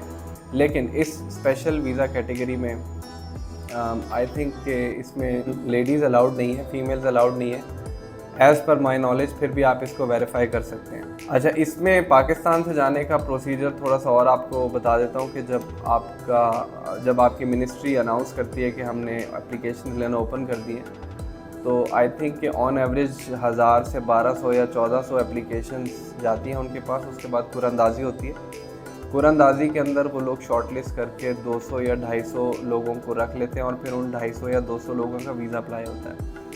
अब जिस ग्रुप में मैं गया था उसमें 200 वीज़े अप्लाई हुए थे और उसमें से 80 लोगों का वीज़ा अप्रूव हुआ था एंड 120 लोगों का वीज़ा रिफ्यूज़ हुआ था। अब 60-40 की रेशो है, जो कि सुनने में लगती है कि शायद बड़ी ख़राब रेशो है, लेकिन पिछले 5-6 साल से जो दोनों कंट्रीज़ के डिप्लोमेटिक रिलेशंस हैं, क्योंकि वो बहुत अच्छे नहीं हैं, तो उसको जहन में अगर रखें तो ये वीज़ा रेशो एक्चुअली बहुत अच्छी है। एंड जब आप इस वीज़ा टाइप में अप्लाई करते हो तो आपके पास कोई ऑप्शन नहीं है कि आप ग्रुप के अलावा जाएं, आप उसी ग्रुप में जा सकते हैं। आपके वीज़ा के ऊपर इवन आपके टूर लीडर का नाम तक लिखा होता है। एंड आप एक सरकारी डेलीगेशन के तौर पे दूसरे कंट्री में जाते हो, आपकी सिक्योरिटी की रिस्पॉन्सिबिलिटी दोनों कंट्रीज़ की होती है। एंड हम लोगों का जब टूर था तो हमारी सिचुएशन थोड़ी स्पेशल थी, क्योंकि उस वक्त दिल्ली में इलेक्शंस हो रहे थे। जिस दिन हम लोगों ने इनफैक्ट पहुंचना था, वहाँ दिल्ली के पास एक जगह नोएडा में आई थिंक उस दिन इलेक्शंस थे। तो सिक्योरिटी कंसर्न्स की वजह से पहले दिन तो खैर हमें इतना उन्होंने फ्रीली मूवमेंट नहीं दी, लेकिन उसके बाद जो हमारे 2-3 दिन थे तो उसमें हम लोगों ने ज़्यादा से ज़्यादा साइट्स कवर की। हम लोगों का जिस रेस्टोरेंट में जाने का दिल किया या जिस भी टूरिस्ट साइट पे जाने का दिल किया, सब गए ऑफ कोर्स। ये आपका जो वीज़ा टाइप होती है ना, ये सिटी स्पेसिफिक होता है। लाइक फॉर एग्जांपल अगर मैं अमीर खुसरो के उर्स पे जा रहा हूँ, जो कि दिल्ली में उनका मज़ार है, तो दिल्ली का ही मुझे वीज़ा इशू होगा और मुझे अलाउड नहीं था कि मैं दिल्ली के अलावा कहीं और मूव करूं। अच्छा, मेरे केस में एक तो स्पेशल केस ये था कि उस टाइम पे इलेक्शन हो रहा था, जिसकी वजह से सिक्योरिटी बहुत टाइट थी। दूसरा एक प्रॉब्लम ये हुआ था कि हमारा वीज़ा 2 दिन डिले हुआ था एंड उसकी वजह से हमारे जो टूर की ड्यूरेशन है वो मज़ीद 2 दिन कम हो गई थी। और एक दिन उन्होंने ऑफ कोर्स हमें इलेक्शन डे की वजह से होटल के अंदर ही रखा था, क्वारंटीन में रखा था। तो अगर देखा जाए तो मुझे दिल्ली में 2 से ढाई दिन मिले थे, जिसमें मैंने ये सारी चीज़ें कवर की। मैं इंडिया से वापस आया पाकिस्तान और मैंने इंस्टाग्राम पे पोस्टिंग करना शुरू की, स्टोरीज़ और रील्स डाली, तो बहुत ज़बरदस्त ओवरवेलमिंग रिस्पांस आया दोनों कंट्रीज़ की साइड से। एंड दोनों कंट्रीज़ की साइड से मुझे वीज़ा वाले क्वेश्चंस रिपीटेडली बार पूछे जा रहे थे, उसको भी मैंने क्लियर करने की कोशिश कर दी है। एक चीज़ मैं कहना चाहता हूँ कि कुछ लोगों ने मेरे ऊपर क्रिटिसिज्म ये किया था, जो कि बहुत छोटी लॉट है। उन्होंने क्रिटिसिज्म ये किया था क्योंकि मैं पाकिस्तान से आया हूँ तो मैं सारी मुग़ल साइट्स पे गया हूँ या फिर मैं मुस्लिम साइट्स पे गया हूँ। तो खैर मैंने उनको जवाब दे दिया जितना उस टाइम पे मैं दे सकता था। लाइक एक तो हमारे पास टाइम बहुत कम था। आप गूगल खोलो और उसमें आप टॉप 10 टूरिस्ट साइट्स देखो तो यही टूरिस्ट साइट्स हैं जो आती हैं। दूसरा ये कि हमारी मूवमेंट इस दफ़ा बहुत रिस्ट्रिक्टेड थी, स्पेसिफ़िकली ड्यू टू इलेक्शंस। इसके अलावा लाइक अगर हालात नॉर्मल हो, आप उसके अलावा जाएं, आपको एक तो दिन भी ज़्यादा मिलेंगे। लाइक अगर मुझे 2 या 3 दिन मिले हैं तो नॉर्मली आपको 5 से 6 दिन मिलते हैं। तो मेरे पास टाइम बहुत कम था, मुझे हर जगह पे जाके वीडियोस बनानी थी, एक अच्छी यूट्यूब वीडियो बनाने के लिए या इंस्टाग्राम कंटेंट बनाने के लिए। तो जहाँ पे किसी इंसान को 1 घंटा लगता है तो वहाँ पे मुझे 1.5 या 2 घंटे लग जाते थे। तो मैं टाइम बाउंड बहुत ज़्यादा था, उसकी वजह से मेरी बहुत सारी चीज़ें मिस हो गई हैं। एक चीज़ मैं ऐड ऑन करना भूल गया वीज़ा प्रोसेस में, जो पिलग्रिमेज वीज़ा टाइप होती है, इसके अंदर अगर आप एक दफ़ा अप्लाई कर दो एंड आपका नाम अप्रूव हो जाए, आपका वीज़ा अप्रूव हो जाए, तो आप नेक्स्ट 3 इयर्स के लिए दोबारा उस वीज़ा में अप्लाई नहीं कर सकते। लाइक 2 से 3 साल पहले ऐसे होता था कि हर साल ही लोग जाते थे या साल में 2 दफ़ा भी इवन चले जाते थे, लेकिन अब पॉलिसीज़ चेंज हो गई हैं। तो अगर आप एक दफ़ा चले गए हैं तो आप इस वीज़ा टाइप में दोबारा 3 साल तक अप्लाई नहीं कर सकते। अच्छा, और आप ग्रुप में जाओगे और ग्रुप के अंदर जो भी होटल दिया जाएगा 3 स्टार लेवल का, जिस टाइप का भी होगा, इकनॉमिकली होता है डेफिनेटली, क्योंकि पाकिस्तानी गवर्नमेंट चार्ज करती है 55,000 रुपये, 55,000 रुपीज़, जिसके अंदर आपका सारा वीज़ा की कॉस्ट भी शामिल होती है, आपकी एकोमोडेशन भी होती है विद ब्रेकफास्ट, और कुछ एडिशनल मील्स भी हमें कॉम्प्लीमेंट्री मिल जाते हैं उसके अंदर।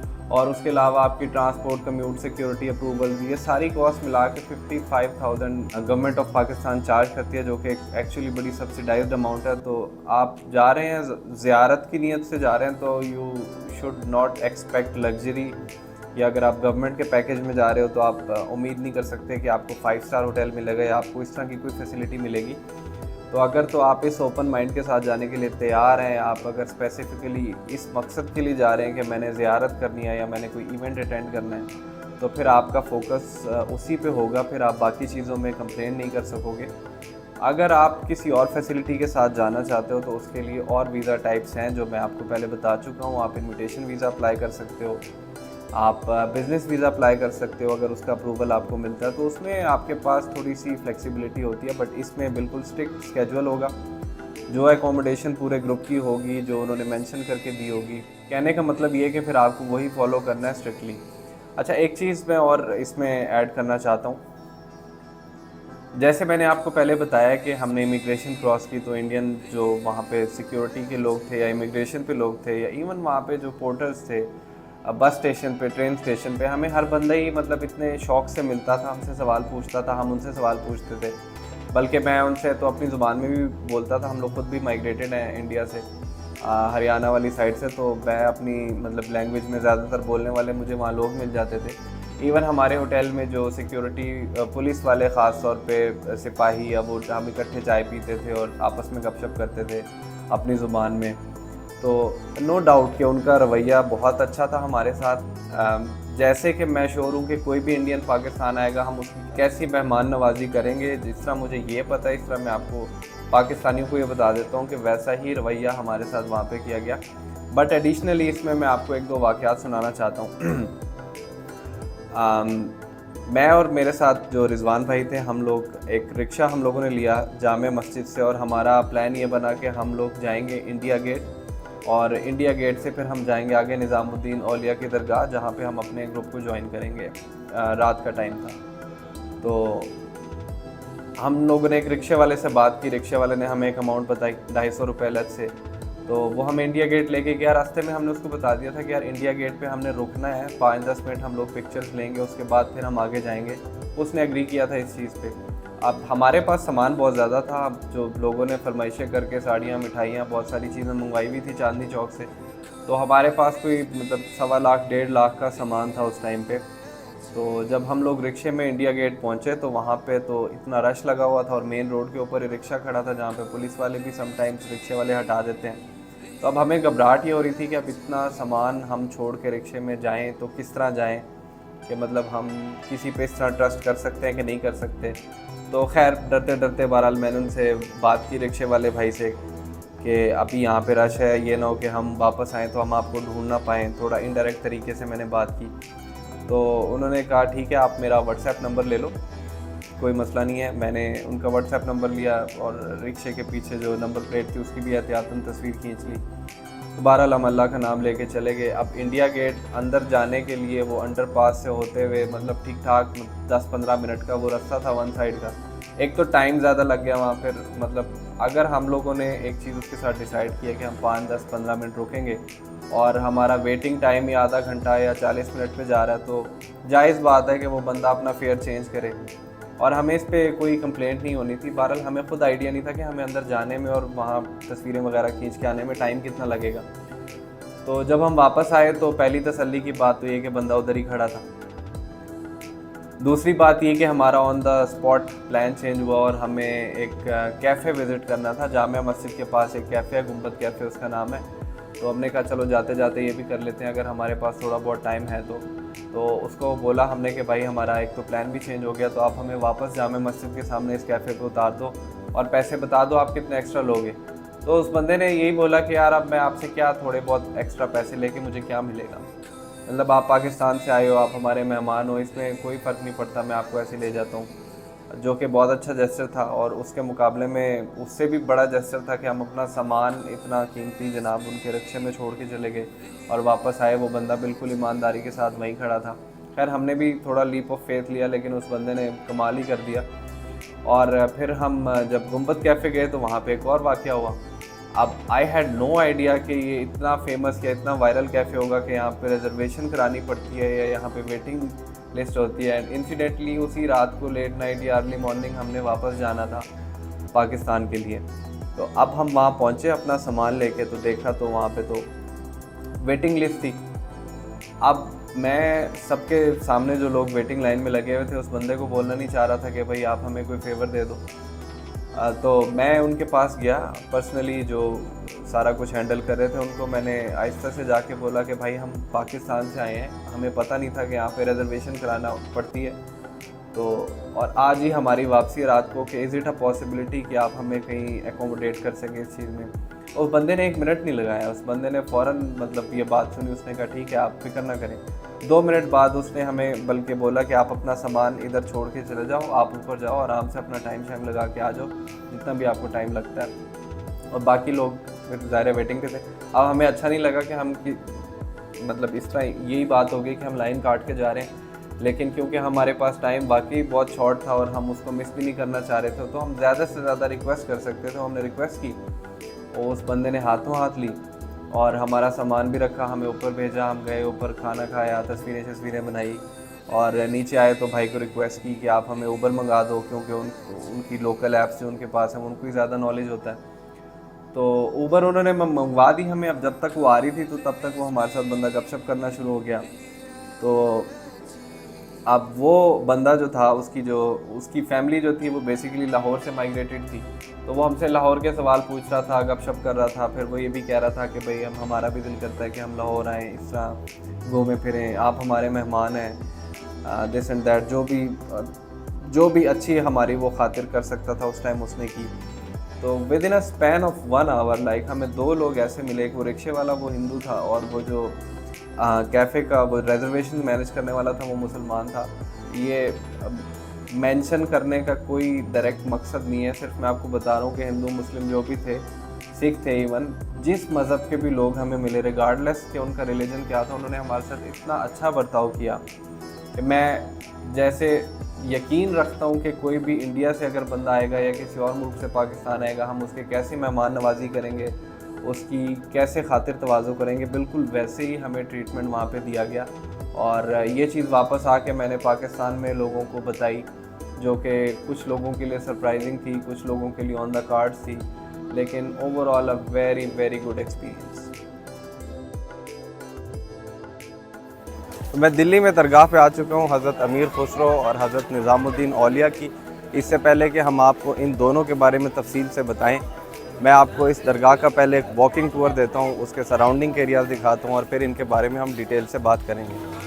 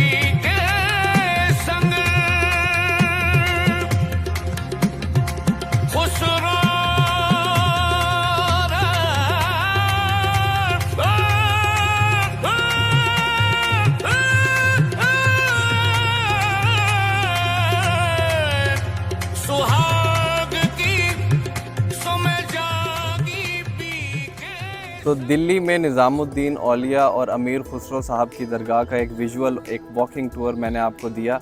अब थोड़ा सा इन दोनों हस्तियों के बारे में बात कर लेते हैं। स्टार्ट करते हैं अमीर खुसरो से। अगर मैं उनका एक जेनेरिक से इंट्रोडक्शन दूं तो वो फ़ारसी के शायर थे और उनके फादर सेंट्रल एशिया से माइग्रेट करके इंडिया की तरफ सेटल हुए थे आके।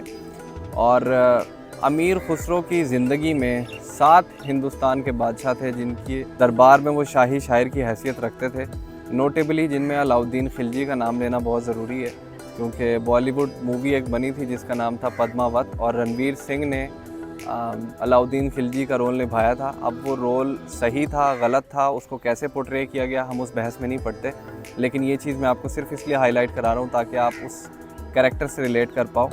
तो ये उन्होंने इस चीज़ को पोर्ट्रे किया था। तो अलाउद्दीन खिलजी के दरबार में भी अमीर खुसरो साहब जो हैं वो एक शाही शायर की हैसियत रखते थे। लेकिन अगर हम ये कहें कि उनके करियर की हाईलाइट क्या है जिसकी वजह से आज उनको लोग याद रखते हैं, तो वो ये नहीं है कि वो बादशाहों के साथ एसोसिएटेड थे, बल्कि वो उनकी एसोसिएशन थी निज़ामुद्दीन औलिया साहब के साथ, जो कि एक चिश्तिया सिलसिले के एक नामवर सूफ़ी थे और मोइनुद्दीन चिश्ती साहब के जो हैं वो सक्सेसर थे, जिनकी कब्र अजमेर शरीफ में और वहाँ पे भी उनका भी वहाँ पे उर्स मुनक़्क़िद किया जाता है। तो उनके सक्सेसर थे निज़ामुद्दीन औलिया साहब। तो इनकी आपस में एक दोस्ती का रिश्ता कह लें, एक उस्ताद शागिर्द का रिश्ता कह लें, एक कंपेनियनशिप कह लो, इनका एक आपस में बहुत ही स्पेशल बॉन्ड था। और ये भी अगर आप मज़ीद इसको डिटेल से पढ़ो तो आपको पता चलेगा कि जब भी अमीर खुसरो साहब निज़ामुद्दीन औलिया के पास जाते थे तो वो बहुत खुश हो जाते थे। आपको जितना लिटरेचर मिलेगा कवालियों के अंदर, जो सूफ़ी कलाम आपको मिलेगा, वो ज़्यादातर उसमें कलाम इस्तेमाल हुआ है अमीर खुसरो साहब का। क्योंकि देखें उस वक्त उर्दू ज़ुबान इस तरह इस्टेब्लिश नहीं हुई थी। उस वक्त यहाँ की जो मिली जुली ज़ुबानें थी, जिसमें हिंदी आती, तुर्किश आती है, अरबी आती है, फ़ारसी आती है, पश्तो आती है और बहुत सारी लोकल लैंग्वेजेस आती हैं। इनको मिला जुला के जो ज़ुबान उस वक्त बोली जाती थी उसको ब्रीज भाषा कहते थे। तो अमीर खुसरो साहब ने फ़ारसी और ब्रीज भाषा को मिला के उस दौर में शायरी की और आहिस्ता आहिस्ता इन ज़ुबानों को मिला के आगे जाके एक ज़ुबान तश्कील दी गई जिसको रेख्ता कहा जाता था। आज उस ज़ुबान को उर्दू कहते हैं, लेकिन तब उसको रेख्ता कहते थे। तो रेख्ते के फ़ाउंडर जो है ना, वो अमीर खुसरो साहब समझे जाते हैं। तो आप गूगल करें अमीर खुसरो कौन थे, तो पहली चीज़ जो वो हाईलाइट करके आपको बताएंगे वो यही बताएंगे कि he is the founder of Urdu, या आप उनको फाउंडर ऑफ रेख्ता कह लो। मैं आपको कुछ एग्जांपल्स देता हूँ जो कवालियों में जो सूफ़ी कलाम इस्तेमाल हुए हैं। निज़ामुद्दीन औलिया के लिए मोहे अपने ही रंग में रंग दे निजाम। अब इसमें जो लिखने का बोलने का स्टाइल है ये ब्रिज भाषा वाला स्टाइल है। इसीलिए एक और एग्जांपल देता हूँ जिसमें फ़ारसी और ब्रिज भाषा को मिला के एक कलाम लिखा गया, कंपोज़ किया गया है। वो है ज़िहाल मिस्की मकुन तगाफुल दुराए नैना पनाए बतियाँ के ताब हिजरा न दारा मैजा न ले हो काहे लगाए छतियाँ। इसमें जो पहली लाइन है पूरी ज़िहाल मिस्की वाली, वो सारी फ़ारसी ज़ुबान की लाइन है। दूसरी लाइन ब्रिज भाषा की है और पूरी इस पूरे कलाम को इसी तरह कंपोज़ किया गया है। दूसरा फिर शेर है, शबान हिजरा दराज चूँ जुल्फ़। शब जैसे रात के लिए एक वर्ड यूज़ होता है शब, उसकी प्लूरल होती है शबान। शबान हिजरा जुदाई की रातें, दराज लंबी, चूँ जुल्फ़ जैसे एक जुल्फ़ लंबी वैसे ही जुदाई की रातें लंबी। रोज़े वस्ल चे उम्र कोता कि रोज़े विसाल या मुलाकात का दिन इतना मुख्तसर जैसे कि एक ज़िंदगी मुख्तसर होती है। सखी पिया को जो मैं ना देखूं तो कैसे काटूं अंधेरी रतियाँ। अब ये अगेन दूसरी लाइन इसमें ब्रिज भाषा की इस्तेमाल हुई। फिर एक और कवाली है जिसमें आप उसके बारे में भी डिफरेंट स्टोरीज़ मिलती हैं कि निज़ामुद्दीन औलिया की बात करने के बाद अमीर खुसरो जब सफ़र करके जा रहे थे अपनी वालदा के पास, तब उन्होंने लिखी थी, आज रंग हैरी माँ रंग हैरी मेरे महबूब के घर रंग हैरी। इसकी तफसील में नहीं जाएंगे, बट आप इसको अगर आप पढ़ेंगे, इस स्टाइल को पढ़ेंगे, आप इस चीज़ को रिकग्नाइज़ करेंगे तो आपको समझ आएगी कि ब्रिज भाषा और फ़ारसी में डिफरेंस पता चलता है। तो उन्होंने इन सारी ज़ुबानों का इस्तेमाल बहुत ही खूबसूरत तरीके से किया और एक बहुत बड़ी एफ़र्ट है उनकी उर्दू ज़ुबान को तश्कील देने में। अब ये बात कर लेते हैं कि निज़ामुद्दीन औलिया और अमीर खुसरो का मज़ार एक साथ क्यों है। अब क्योंकि उनका बॉन्ड इतना स्ट्रॉन्ग था, तो जब निज़ामुद्दीन औलिया साहब की वफ़ात हुई तो अमीर खुसरो साहब इतने सदमे की हालत में चले गए और वो उनकी कब्र को पकड़ के रोते थे या उनके करीब बैठे रहते थे। तो इंतहाई गम की हालत में रहे और वो 6 महीने से ज़्यादा बर्दाश्त नहीं कर पाए और उस गम की वजह से वो भी इस दुनिया से विदिन 6 मंथ्स चले गए। इस वजह से ये जो दरगाह है निज़ामुद्दीन औलिया, यहाँ पे जब निज़ामुद्दीन औलिया साहब का उर्स होता है तो उसके 6 महीने के बाद या 6 महीने से पहले उसका जो है वो अमीर खुसरो साहब का भी उर्स यहाँ पे मुनक़्क़िद किया जाता है।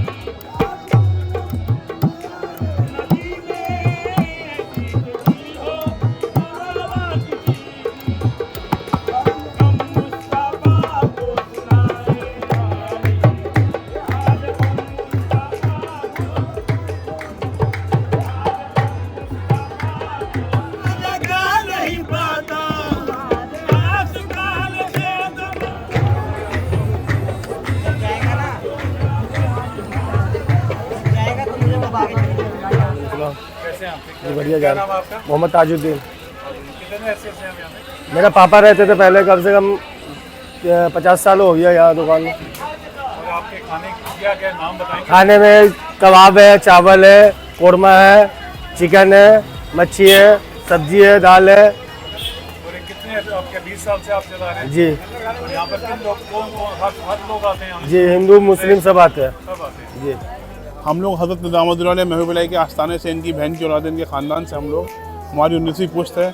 और आज हज़रत अमीर खुसरो जो हज़रत निज़ामुद्दौला के 700 बहुत जो लगते जगीर मुरीद हैं, उनका 720वां सालाना उर्स मुबारक है। और माशाल्लाह हम लोग आप तमाम मुल्क के लोगों को, पाकिस्तान जितने भी लोग हैं, सबको वेलकम करते हैं, दुआओं के लिए वेलकम करते हैं, मोहब्बत के लिए वेलकम करते हैं, अमन अमान के लिए वेलकम करते हैं। हज़रत की महबूब अली आज से 800 साल पहले यहाँ पर थे, 750 साल पहले थे।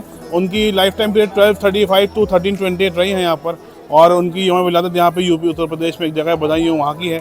और उनके वालिदैन जो है बुखारा से आए थे, और हज़रत अमीर खुसरो जो है उनके वालिदैन ताशकंद से आए थे, अफ़गानिस्तान से। और उनकी पैदाइश सिंध पंजाब की है, इंडियन साइड की। माशाल्लाह हज़रत अमीर खुसरो का आज से 750 साल पहले तूती हिंद कहा जाता था, जो कि अलकाब उनका अभी तक है। इनको हिंदुस्तान का पैरट ऑफ इंडिया कहा जाता था। इनकी हिंदुस्तान में तूती बोलती थी। बहुत बड़े उस टाइम के बहुत बड़ी बिजनेस प्रोफाइल थे ये। और मुग़ल कोर्टयार्ड के अंदर ख़ास दरबान थे।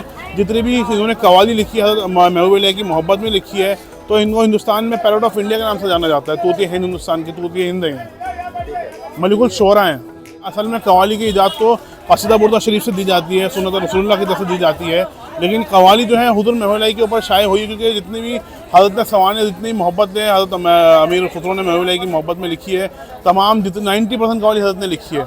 और उस ज़माने में जब हज़रत अमीर खुसरो और हुज़ूर महबूब अली यहाँ पे थे, तो जो मुग़ल कोर्टयार्ड के लोग थे वो पर्शियन बोलते थे, और जो सनातन धर्म के यहाँ लोग रहते हैं वो लोग संस्कृत बोलते थे।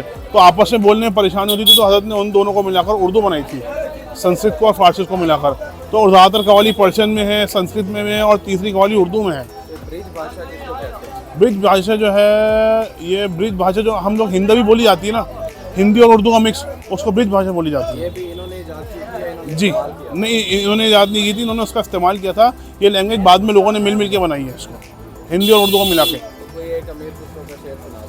हज़रत अमीर खुसरो का मैं सबसे आखिरी शेर बताऊंगा। तो जब हज़रत के पर्दा फरमाए हुए, लेके पर्दा फरमाने के बाद 6 महीने बाद जब हज़रत अमीर खुसरो यहाँ पर आए थे, उनको पता नहीं था, तो उन्होंने कहा था बिस्मिल्लाहिर्रहमानिर्रहीम, गोरी सोवे सेज पर मुख पर डालो केस, चल खुसरो अपने देश चल खुसरो घर अपने सांझ भय चौदेश। कि खुसरो अब तेरा जो महबूब अल्लाह ताला के पास जा चुका है, तेरे दुनिया में कुछ काम नहीं है, तू भी उनके पास चले। तो ज़मीन फटी एकदम से, हज़रत अमीर खुसरो ने पर्दा फरमा लिया। अच्छा, लास्ट डे जिस दिन हमने वापस आना होता है पाकिस्तान, उस दिन एक छोटा सा इवेंट भी होता है पाकिस्तान एम्बेसी के अंदर। हाई टी टाइप एक इवेंट होता है, जिसमें ग्रुप को इनवाइट किया जाता है। वहाँ पे वो इवेंट अटेंड करते हैं और फिर वहीं से आगे चले जाते हैं। अब इस दफ़ा क्योंकि सिक्योरिटी कुछ एडिशनल थी हमारे साथ, इलेक्शन ड्यूटीज़ थी लोगों की, तो बहुत टाइट सिक्योरिटी थी, बहुत ज़्यादा फोर्स थी हमारे साथ। तो हमारा टाइम उनके साथ बहुत ज़्यादा गुजरा। होटल में आगे पीछे जब भी मूव कर रहे होते तो हमारे साथ कोई ना कोई लोग होते थे। हमारा बहुत टाइम गुजरा उनके साथ, और हमारा उन सब के साथ इतना एहतराम का और इतना अच्छा रिलेशन था कि जब हम लोग वापस जा रहे थे तो बहुत इमोशनल मोमेंट था। मतलब कि लोग कोई एक दूसरे को जानते नहीं है, 2 से 3 दिन में किसी का क्या ही बॉन्ड बन जाता है। लेकिन आप यकीन करें कि जब लोग वापस जा रहे थे, वहाँ पे जो पुलिस वाले लोग हैं उनके नाम ले लेके जनाब लोग नारेबाजी कर रहे थे। और हमारा हीरो नितिन कुमार की जय। अगली दफा आप हम आए ना तो आप प्रधानमंत्री बने। नितिन भाई, आपको वीडियो भाई बुरी बात लगी हो तो प्लीज अरे भाई माफ कीजिएगा। नहीं और पाकिस्तान अगर आप आएंगे तो हमें बहुत खुशी होगी। नितिन भाई, नितिन भाई, नितिन भाई, नितिन भाई, नितिन भाई, नितिन भाई, नितिन भाई, नितिन भाई, love you, love you, love you. जबरदस्त, जबरदस्त, जबरदस्त। I love you. Nawaz Sharif loves you to.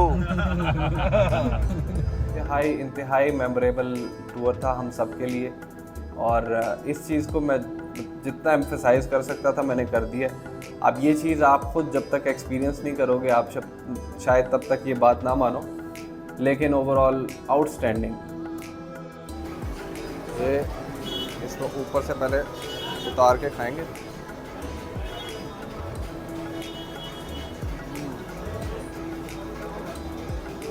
यार ये कमाल की चीज़ है। ये वाहिद चीज़ है दिल्ली में जो लाहौर को टक्कर देती है ना।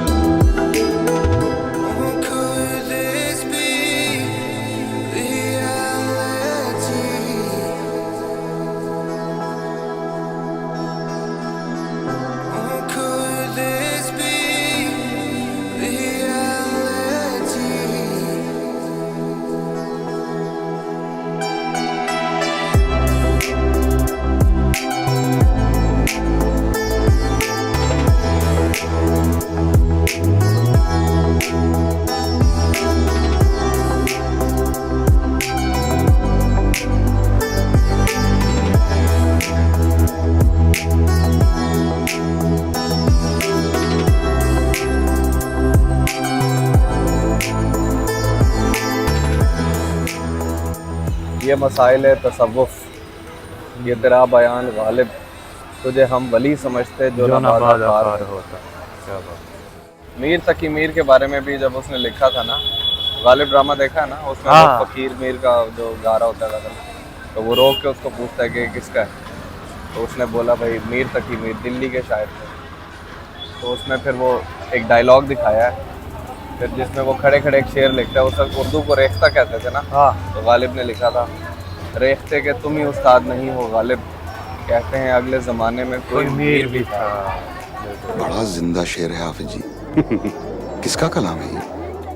मीर तकी मीर का है, दिल्ली के शायर थे। वाह क्या अंदाज है। रेख्ते के तुम ही उस्ताद नहीं हो गालिब, कहते हैं अगले जमाने में कोई मीर भी था।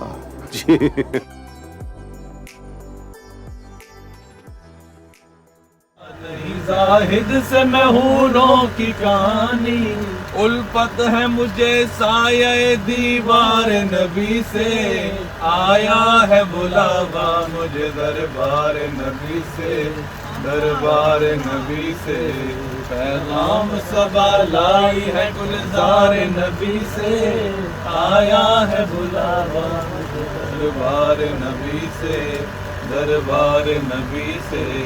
हर राह गई अर्श पे ये आह की किस्मत, हर राह गई अर्श पे ये आह की किस्मत, हर अश्क पे एक खुल्द है अश्क की कीमत, तोहफा ये मिला है मुझे दरबार नबी से, आया है बुलावा मुझे दरबार नबी से, दरबार नबी से, पैगाम सबा लाई है गुलजार नबी से, आया है बुलावा मुझे दरबार नबी से।